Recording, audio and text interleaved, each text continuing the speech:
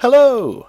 Well, it's nearly New Year, so it's time to look back on the old year and look forward to the new year and all things like that. But all I can think about are scratched discs. I don't know, I think something went horribly wrong with my thought process over the years. I love lemonade. Anyway, where was I? Scratch discs. Now, the thing about video games is they have a very short shelf life. Like milk, only completely different. And what I mean is, video games released. A year later, it's gone. You can't find it in the shops. In fact, usually 6 months later, it's gone. You can't buy it anymore. You might find it in a few online places, and that's your lot. Unless it sells a load of copies, then it'll get a re-release at a cheaper price, or as a Game of the Year edition, which includes all the overpriced DLC for free. Movies, of course. I mean, DVDs, you can buy pretty much any film ever released. Retail, no problems, easy peasy. But if you want old video games, you go second hand or you go without. And of course, the thing about buying second-hand games is they come on discs. And the thing about discs are, wait for it, they scratch. Now, I've never worked out why second-hand DVDs and games are almost always scratched. I mean, surely all you have to do is remove the disc from its case, put it in your device, play it, take it out of the device, put it back in the case. No scratches. But no, it just doesn't happen, which is very, very irritating. And in fact, to prove my point, I have here 4 second-hand games, the cheapest I could find. They worked out £2 each. Basically, I've not opened them, and I am betting they are going to have some pretty hefty scratches on. Shall we have a look? Not enough for them to not work, don't get me wrong, but, you know, just weird surface scratches. You think, why aren't people taking care of their discs? Let's start with Get Fit with Melb. I'm not entirely sure what Melb is, possibly some kind of alien. I am Melb from Space Channel 7. You will bow before me. Oh, it's Mel B. Rent for £4, keep for 5 nights. Yep, that's what Eddie Murphy did. Ooh, even I feel bad about that one. Right, anyway, Mel B. Black Bean has come out of her... yes, what's she doing? She's... stretching a giant giraffe's tongue while standing on it. This is weird and it requires a Kinect, so I imagine this has probably been played once by the one person in England who has a living room big enough to set up a bloody Kinect. Right, let's have a look. Dun, dun, dun, dun, dun, dun, dun, dun. Oh no, that's fairly clean, actually. I don't know if you can see from there. I hope so, if not this video is going to be rubbish. Yeah, that's almost entirely new. No scratches at all. You see, that's good. Less good is you'd probably have to play the game, and, you know, we don't want to actually have to do that. Anyway, fire that over there and have a look at Raven Squad, which is some sort of crappy first-person shooter. Immensely crappy from what I hear. What's this disc like? This has probably been in a couple of times, I would have thought. No, that is as new. Again, there's a couple of bits of fluff on it and a partial fingerprint. I'll send that to CSI for analysis. But yep, that's not been touched, really. They probably played it once, thought, oh my god, I spent 20 quid on this, and then jumped off a cliff. I know I would have. The Golden Compass, the official video game of the failed movie. Look, it's Daniel Craig with a beard, and a Ian McKellen polar bear with armour on. And look, there is the titular Golden Compass, which, if I recall, is neither golden nor a compass.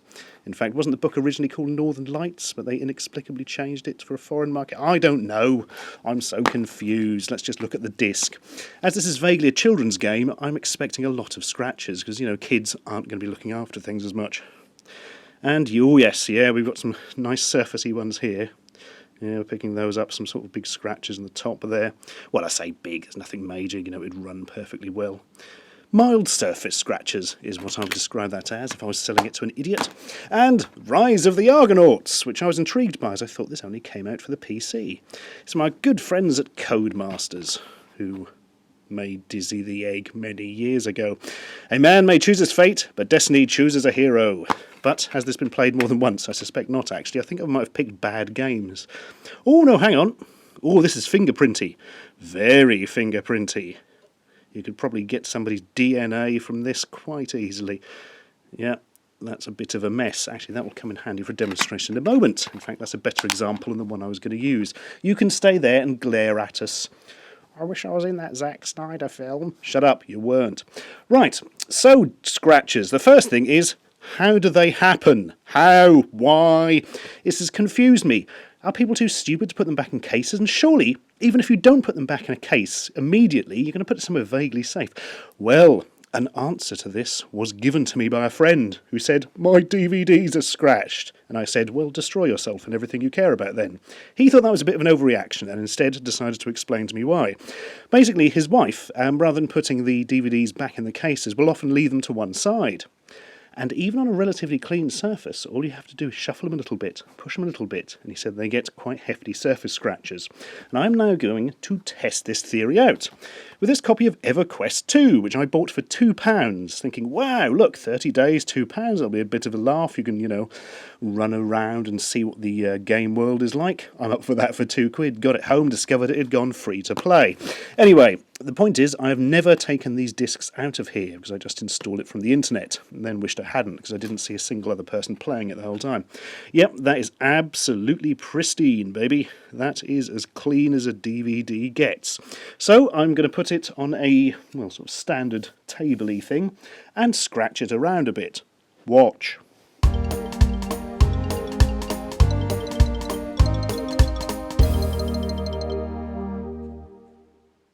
Okay, that's probably simulated many hours of scratching. You wouldn't get that much in real life, I would hope.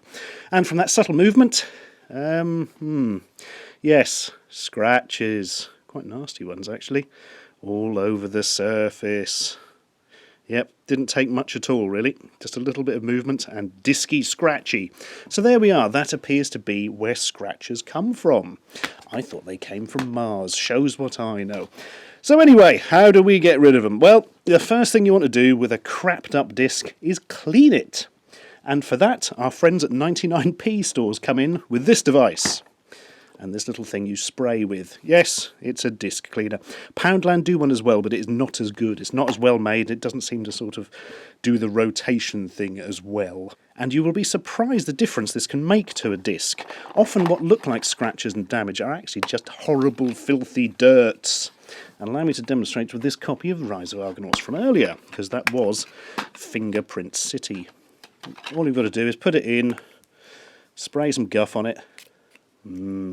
Guffy. Lock it up, spin it round a few times. Actually, it might be worth checking the rollers at this point to make sure nobody has hilariously put a staple in, because that probably would scratch it quite badly. Open it up, and voila. Look at that. It's still a bit damp, but all the fingerprints are gone, revealing a couple of very light surface scratches that I couldn't see before due to fingerprint coverage. So yeah, that's excellent. I cannot recommend one of these enough. They're 99 pence for crying out loud, and this bottle of disc cleaning solution seems to be good for about 40 million different cleans, and you will get things that didn't quite work working with those. It is very good. Let me put this away like a good boy so I'm not a hypocrite. There we are. Now, what if it has got deep scratches and won't actually play? Well, I don't actually come across these things very often. They've always got these surface scratches on, but they always seem to work all right. That is, until I bought this copy of The Karate Kid from Amazon. Usually, second-hand DVDs from Amazon are pretty damn ace. You often say things in the description like, light surface scratches, and you actually get in, it's almost completely new. Not so much with this one. They claimed it worked. It bloody don't. Here from The Karate Kid, incidentally, is the famous scene, of course, where Daniel San and Mr. Miyagi kiss on a beach whilst a kung fu trophy is in the background. Right, come on then. Look at this bloody thing. I was not impressed. The Karate Kid. Le moment de vérité, the moment of truth. I never knew The Karate Kid had a subtitle in the foreign languages. It's also prohibited from the location. What does that mean? Not allowed to rent it? No idea. Now, have a look at this. Oh yeah, big chunks out of that. There's the main culprit. But there's also a lot of scratches down here. And I don't know if you can see this. Probably not, actually. But there are two weird points here that looks like it's been bitten by a dog or something, would be my guess. And basically, this doesn't work. I have an old Pioneer DVD writer in my PC, and it will read any disc almost. In fact, you could probably get a DVD, crush it up into little pieces, feed it to a cat, get the cat to vomit in the disc slot, and it would still read the movie from it. But it will not read this. DVD players just spit it out, and my writer kind of has an attempt and then just gives up and says, it's too scratched, mate. So, say we desperately want to see The Karate Kid right now, and we don't want to watch that one with Will Smith's son in, the remake. Well, we need to somehow fix these scratches. The old-fashioned way was with some Xerapol plastic polish, which is, I believe, a German product. Relatively difficult to get over here. Got it from Amazon, actually, if I recall.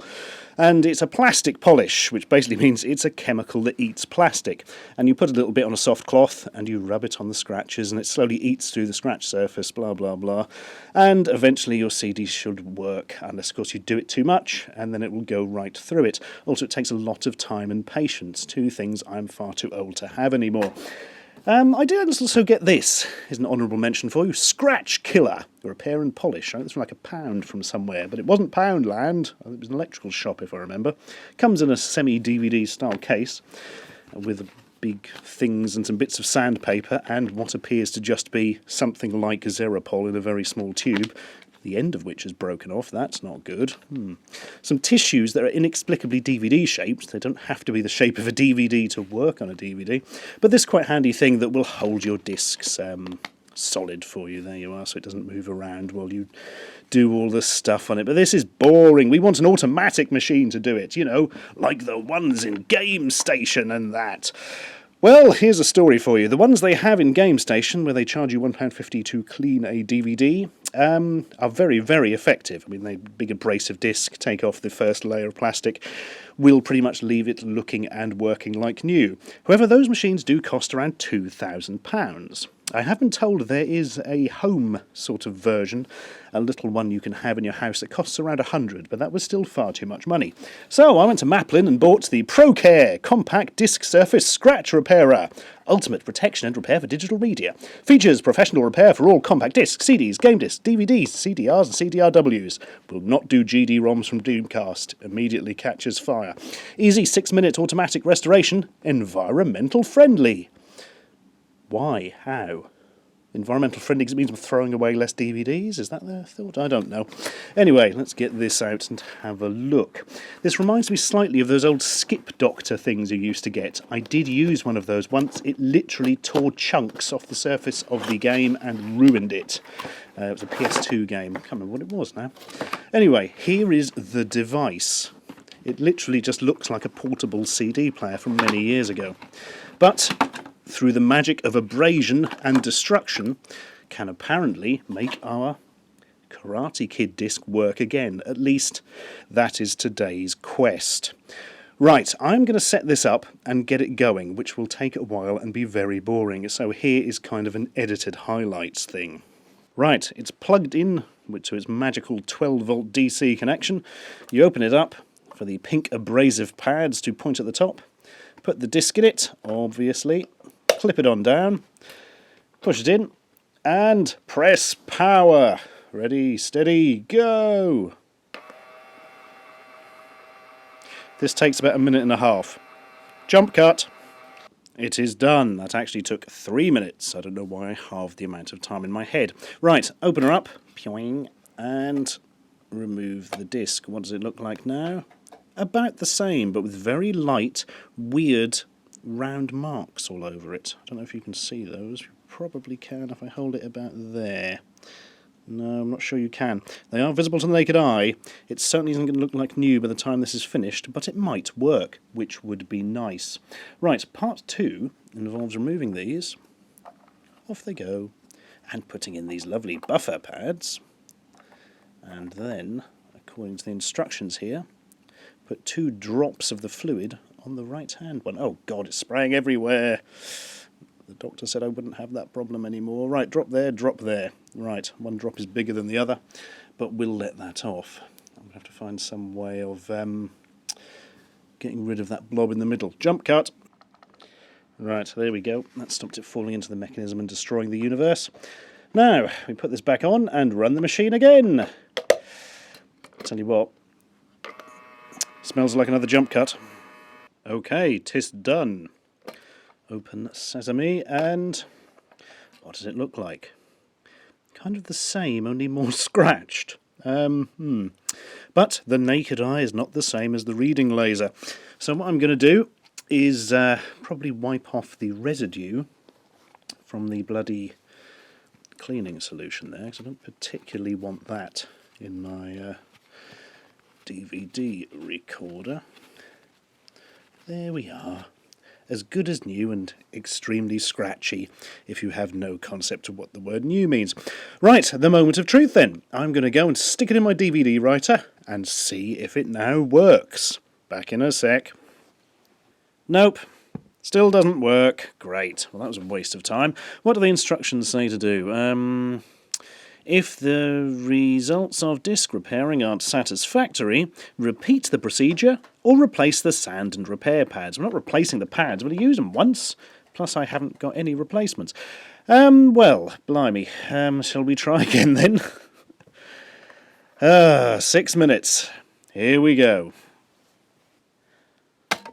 Brilliant. Been through twice. Still doesn't work in the slightest.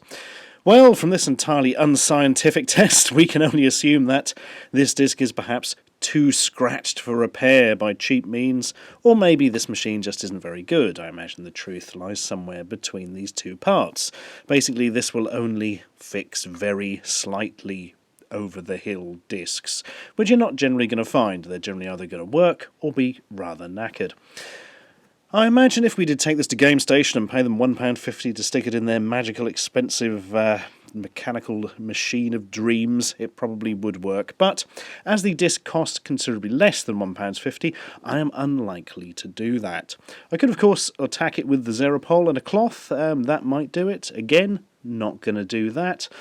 And, to be honest, I think the best recourse would probably be to get back to the person who sold it and go, "Oi, it doesn't work, it's too scratched. Give me back my £1.20.